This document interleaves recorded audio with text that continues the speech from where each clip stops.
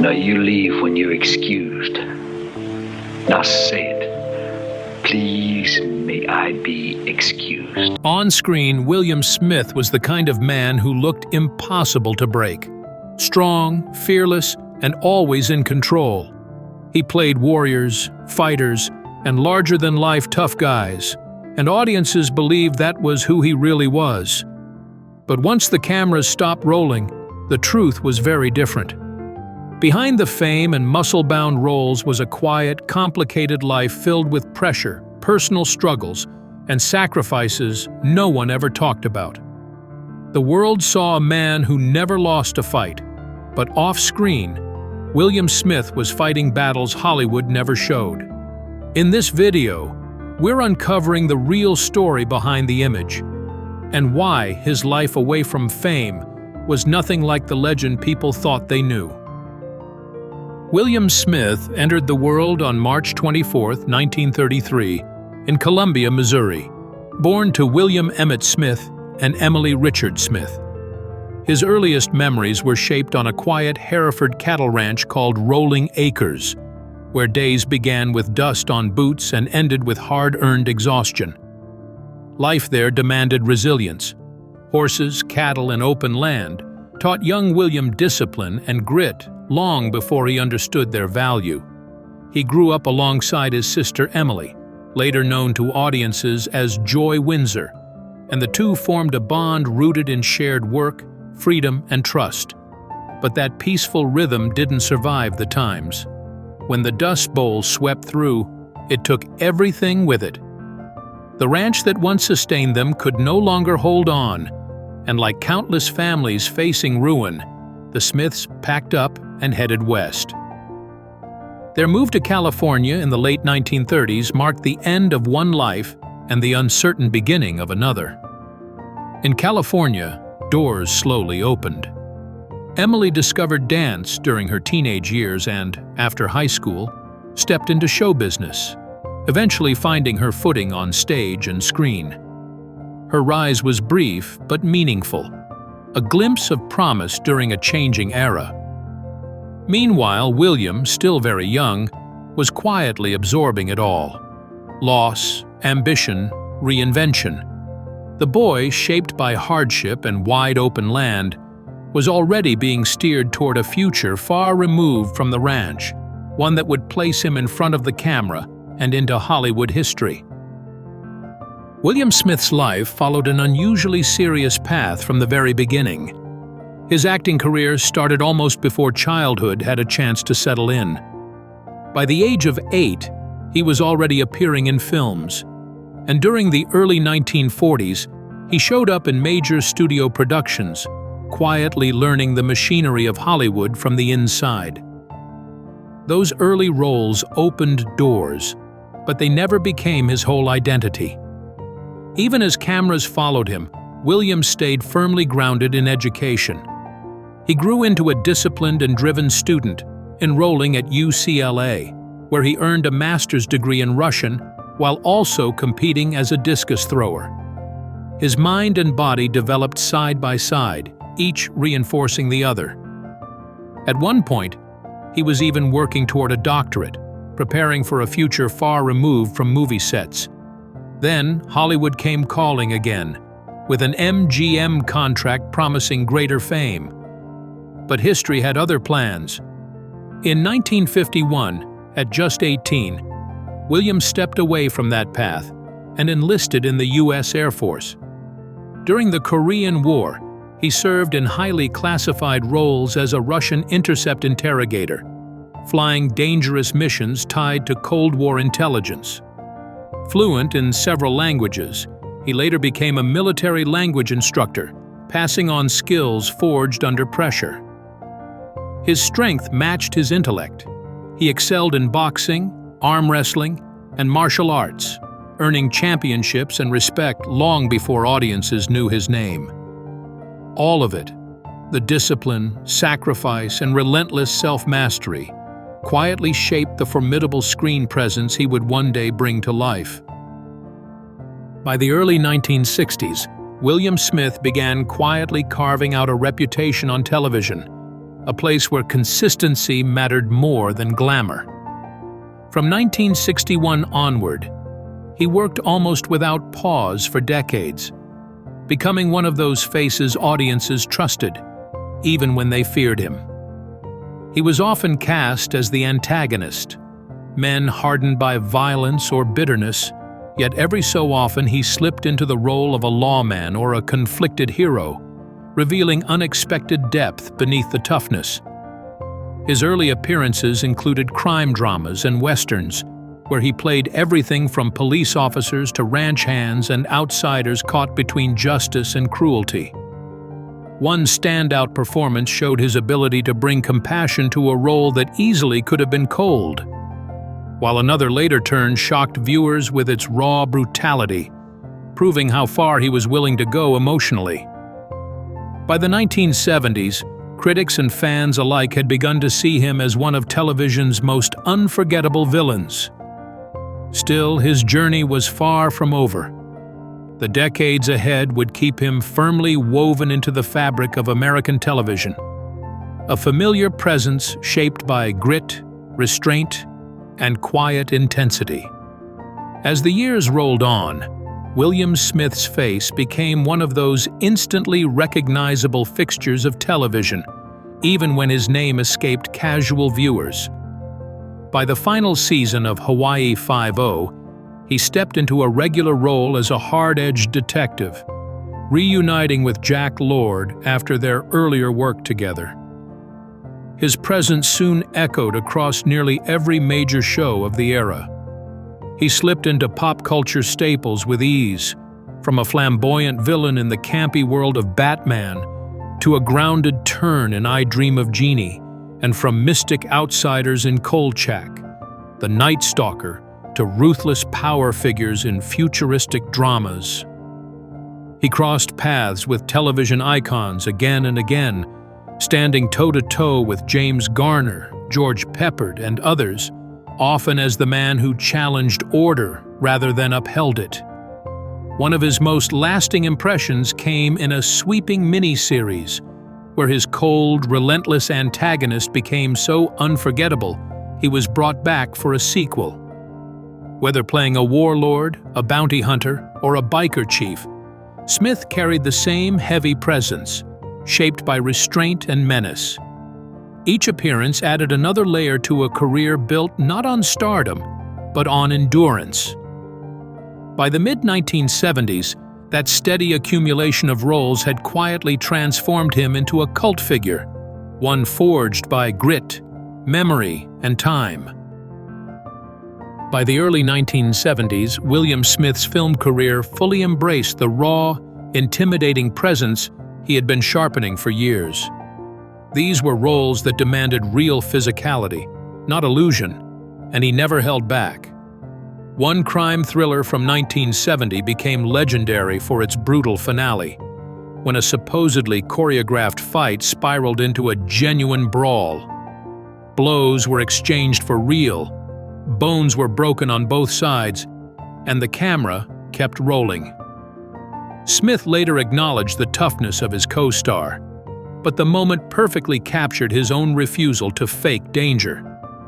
That same period saw him riding through a wave of gritty biker films, followed by a string of cult favorites that cast him as men simmering with menace and instability. Horror, exploitation, and crime stories all seemed to find their ideal embodiment in him. Audiences believed his violence because it never felt performed, it felt lived in. By the middle of the decade, he had become cinema's reliable enforcer, the man who could silence a room with a look. Yet beneath that iron exterior was something quieter, a career forged through relentless effort, discipline, and a readiness to pay the price, even when that price came in bruises, fractures, and scars that never fully faded. In the years after Hollywood's golden eras had faded, William Smith remained a striking presence. From the late 1980s through the 2000s, his icy stare and commanding build kept him working steadily, often in low-budget features and direct-to-video projects that later found devoted cult followings. He frequently reunited with familiar collaborators, actors and filmmakers who, like him, thrived outside the mainstream but never lost the loyalty of their audiences. These projects may not have brought headlines, but they kept Smith connected to the fans who understood exactly what he brought to the screen. Even when rumors of retirement surfaced, he refused to disappear completely, turning up unexpectedly in later years and even lending his voice to animation, proving his range extended beyond physical roles. Off-camera, his life was just as extraordinary. Smith was a lifelong athlete whose feats bordered on legend, honored at Venice's Muscle Beach, trained by bodybuilding icons, and known for rare displays of raw strength. His discipline carried into martial arts, boxing, weightlifting, and even semi-professional sports abroad, reflecting a restless drive to test himself in every arena. Yet there was also a quieter, more reflective side. In his later years, Smith turned inward, releasing a book of poetry that revealed a thoughtful mind shaped by experience rather than ego. Looking back, his life feels like a study in contrast: the brutal villains, the relentless physical achievements, and the private creativity that lived beneath it all. William Smith was never just the tough man on screen. He built a life defined by endurance, curiosity, and stories that extended far beyond the camera, stories as intense and surprising as any role he ever played. William Smith belongs to that rare class of performers whose face lingers in memory long after their name slips away. While some actors are defined by a handful of iconic roles, Smith built his legacy through sheer endurance. He worked constantly, moving between television, independent productions, low-budget genre films, and major studio releases, until his resume quietly swelled to nearly 300 appearances. Beginning in the 1940s and stretching across decades, his career became less about fame and more about presence, the kind that audiences instinctively trusted. Fans often recall him for the raw biker films of the 1970s and the steady stream of television roles that followed. But by the 1980s, he was embedded in movies that would later gain cult status. He stood alongside rising and established stars in fantasy epics, Cold War thrillers, and moody character dramas, always managing to stand out without ever stealing the spotlight. His range came from a life lived far beyond acting. Fluent in multiple languages, trained in martial arts and bodybuilding, and once a university-level language instructor, Smith carried real-world discipline into every role. Before Hollywood fully claimed him, he had fought wildfires, served during the Korean War, and held sensitive government assignments. Risk was never theoretical for him. He often spoke of stunts that blurred the line between performance and genuine danger, being attacked by trained dogs that refused to release their grip, or facing a massive snake under poorly controlled conditions far from home. These moments weren't reckless bravado. They reflected a commitment to authenticity that defined his work. In later years, he even revealed a quieter side through poetry, reminding audiences that behind the imposing frame was a thoughtful observer of his own life. Taken together, his story reads less like a typical Hollywood career and more like a chronicle of resilience, one built on fearlessness, curiosity, and an unshakable will to keep going. One of William Smith's most enduring roles came in 1982, when he appeared in Conan the Barbarian as the father whose brief presence shaped the hero's destiny. On set, he found an easy connection with Arnold Schwarzenegger, bonded by shared years in bodybuilding and a similar sense of humor. Smith later reflected that he sensed this film marked the true beginning of Arnold's rise, a path that would carry him far beyond movies. From a professional standpoint, Smith held deep respect for Schwarzenegger's physique and discipline. seeing it as unmatched in its era. That same respect extended to the people behind the camera. He enjoyed working with director John Milius and later reunited with him on Red Dawn, forming creative partnerships rooted in trust. When asked about his favorite villain, Smith often pointed to his turn as Falconetti in a landmark television miniseries and its sequel, a role that allowed him to explore cruelty, ambition, and restraint all at once. He never believed villains should be empty threats. He approached them as fully formed people, which made his antagonists disturbingly believable. His fight scenes became legendary for similar reasons. One carefully staged brawl opposite Clint Eastwood stretched across multiple locations and set a record for length, remembered as much for its precision as its power. Another, filmed years earlier, spiraled into chaos when a co-star turned a scripted confrontation into a real one, leaving lasting injuries and memories that never softened with time. Smith spoke of these moments without bravado, aware of how close performance and danger often came. Away from the screen, his strength was no myth. He held a rare reverse curl record achieved through relentless training, and he never stopped challenging himself intellectually or creatively. In later years, he turned to poetry, proving that beneath the formidable exterior lived a reflective mind. Yet, when looking back, Smith was clear. No role mattered more than the one he played in his private life. Behind the villains and the fights was a man guided by loyalty, love, and family. A legacy far quieter and far deeper than anything captured on film. On screen, William Smith made a career out of danger, violence, and unbreakable toughness. Off-screen, the role that defined him most was far quieter and far more lasting. He was married twice, but it was his second marriage that became the true anchor of his life.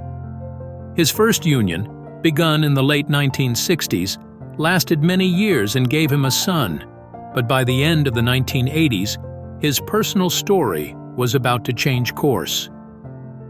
In 1989, Smith married Joanne Cervelli, and together they built a partnership that endured for more than 3 decades, lasting until he died in 2021. They raised 2 children, William E. Smith III and Sharon Cervelli, while balancing the unpredictable rhythms of an acting career with the steady demands of family life. Joanne remained by his side through his later projects and his final years, a constant presence when the spotlight had long shifted elsewhere. When he passed, she became the voice of the family, handling the moment with dignity and restraint, choosing privacy over spectacle. Joanne was never merely the wife of a cult legend. She carved out a respected career of her own behind the scenes as a makeup artist, contributing to dozens of film and television productions across decades. Her work placed her firmly within the industry, even as she kept her personal life guarded. Their marriage, lasting over 30 years, stood as William's longest and deepest relationship. A rare kind of longevity in Hollywood, built on loyalty rather than headlines. William Smith died on July 5, 2021, at the Motion Picture and Television Country House and Hospital in Los Angeles, at the age of 88. Joanne confirmed his passing but shared little else, protecting his dignity in his final moment.